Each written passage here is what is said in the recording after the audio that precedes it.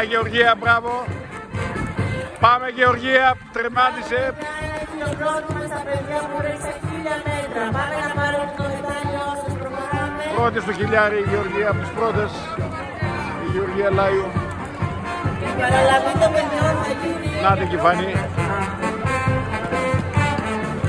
Για να δούμε και τις πετρούλες τώρα.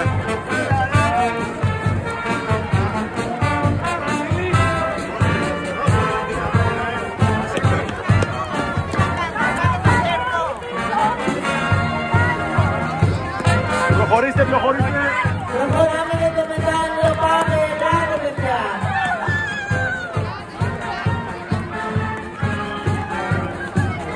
Η πετρούλα μας, η Πέννη Τίοντορ δεν φαίνεται ακόμα. Δεν πιστεύω να ταύτισε.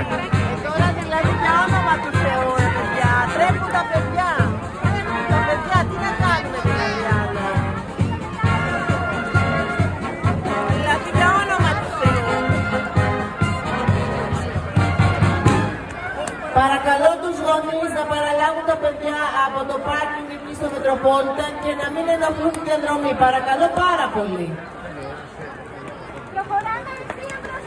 Έλα Πέννη, πού είσαι? Μπράβο παιδιά που τερματίσαμε, πάμε για το μετάλλιο. Μπράβο. Αναστασία.